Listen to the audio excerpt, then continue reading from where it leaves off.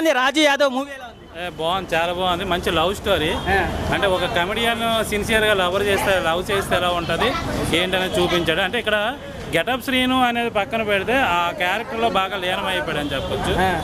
మనకి ఎక్కడ కూడా గెటప్ శ్రీను జబర్దస్త్ ఆర్టిస్టు అనే ఫీలింగ్ అయితే ఎక్కడ మనకు అనిపించదు. ఆ క్యారెక్టర్లోకి మాత్రం దూరిపోయాడనే చెప్పాలి. పరకాయ ప్రవేశం మాత్రమే చేశాడు. ఎందుకంటే మనకి కమెడియన్లు కానీ జబర్దస్త్ ఆర్టిస్టులు కానీ మూవీస్లో చేసేటప్పుడు మనకి జబర్దస్త్ గుర్తొస్తుంది. కానీ ఈ సినిమా చూస్తున్నప్పుడు మనకు జబర్దస్త్ గుర్తు రాలేదు, గెటప్ శ్రీను గుర్తు రాలేదు. ఆ క్యారెక్టర్ని మనం ట్రావెల్ చేయడం అనేది జరిగింది. ఫస్ట్ హాఫ్లో చాలా నవ్వుకున్నాను. ఆయన నవ్వు ఎలా పెట్టుంటే నేను నవ్వుతున్నాను. ఎలా అంటే బేసిక్గా ఒక సీన్ ఉంటుంది, ఎంత సీరియస్గా పొద్దున్నే లేచి కూడా బాత్రూమ్కి వెళ్తాడు, బాత్రూంలో కూర్చున్నాక నవ్వుతుంటాడు ఇలాగా. అక్కడ నాకు తెలిసి థియేటర్లో అందరూ నవ్వారు, నవ్వు ఆపలేరు. అంటే కెమెరా ఇలా ముఖం మీద పెట్టింది, ఆయన నవ్వుతాడు, మనము నవ్వుతున్నాం.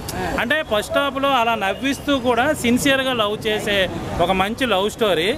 నేను నాకు తెలిసి బేబీకి చెప్పాను రివ్యూ, మధ్యలో చెప్పలే. మళ్ళీ ఇది ఒక బేబీకి దగ్గర పోలికలు ఉంటాయి, కానీ ఆ బేబీకి ఈ బేబీకి చాలా తేడా ఉంది. ఎస్పెషల్లీ ఏంటంటే గెటప్ శ్రీను పెర్ఫార్మెన్స్ మాత్రం చాలా బాగా చేశాడు. అలాగే మనకి ఇంకొక విషయం ఏంటంటే రివ్యూ చెప్పే ఉత్తర ప్రశాంత్ కూడా దీంట్లో మంచి క్యారెక్టర్ చేశాడు. త్రూ అవుట్ ఫ్రెండ్ రోల్ చేశాడు. సో అతని క్యారెక్టర్ కూడా బాగుంది. ఇలాగే మంచి అంటే ఎప్పటి నుంచో ట్రై చేసుకున్న వాళ్ళందరికీ కూడా ఒక మంచి అవకాశాలు అయితే వస్తున్నాయి. ప్రశాంత్కి అయితే మంచి క్యారెక్టర్ పడింది. ఏదో ఇలా వచ్చాలో క్లైమాక్స్లో ఏడిపించేశారంట కదా, అంటే చనిపోయారు అన్నారు. ఫస్ట్ హాఫ్ ఎంత నవ్వామో సెకండ్ హాఫ్ అంత ఏడిపించాడు. నాకు బలగం సినిమా లాస్ట్ క్లైమాక్స్ గుర్తొచ్చింది. ఆ సెంటిమెంట్ అదని డైరెక్షన్ బాగుంది. ఓవరాల్గా ఒక మంచి సినిమా. అంటే నేను రాజు యాదవేనా అది, అంటే రాజు యాదవ్ అంటే ఏదో ఫుల్ ఎంటర్టైన్మెంట్ కావాలా. సరే జబర్దస్త్ ఆర్టిస్టు మన శ్రీని ఎలాగూ కామెడీ బాగా చేస్తాడు, ఎంటర్టైన్మెంట్ మొత్తం ఎంటర్టైన్మెంట్ మూవీ కావాలి ఇది. సో ఓకేలే, ఆ ఒకటాడకి ఇవన్నీ వచ్చాయి, ఈ మాదిరికి వెళ్ళిపోతుంది ఏమన్నా.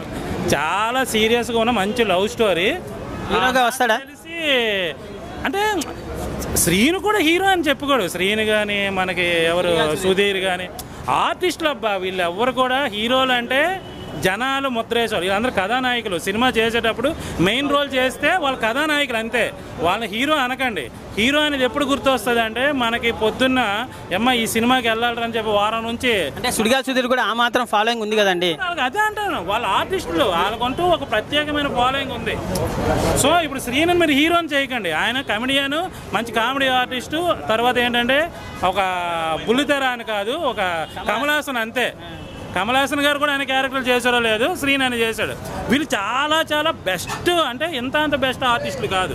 సో వాళ్ళ హీరోని ముద్ర చేసి మిగతా సినిమాలు రానివ్వకుండా చేయకండి. బలగం రేంజ్లో ఆడుతుంది ఈ సినిమా. మంచి ఇది ఉంది అబ్బా, లాస్ట్ సాంగ్ బలగం సినిమా గుర్తొస్తుంది. ఆ రేంజ్లో చేశారు. లవ్ స్టోరీ బాగుంది. సినిమాలకి థియేటర్ దాకా జనాలు రావట్లేదు, మరి రావచ్చా ఈ సినిమా? వచ్చి చూడొచ్చా చదువుకున్న వాళ్ళు? చిన్న సినిమా పెద్ద సినిమా కాదు, సినిమా బాగుంటే వస్తారు. ఈ సినిమా బాగుంది వస్తారు. బేబీ సినిమా చిన్న సినిమా, మరి అది రాలేదా?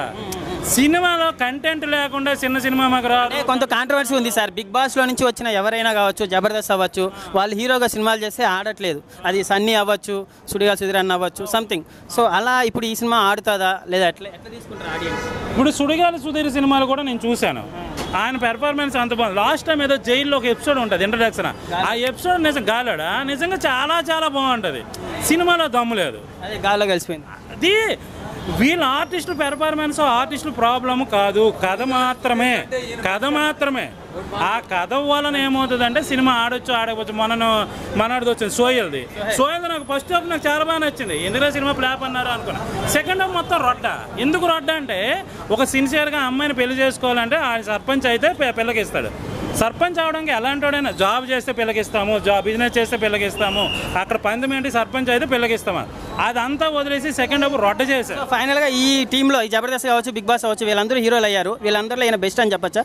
బెస్ట్ అంటే నాకు తెలిసి సుధీర్ బెస్ట్, తర్వాత శ్రీను బెస్ట్, సోయలు బెస్ట్. వీళ్ళు ఎవరు తక్కువేం కాదు. కథ బాగుంటే జనాలు వచ్చి చూస్తారు. ఈ సినిమా కథ బాగుంది.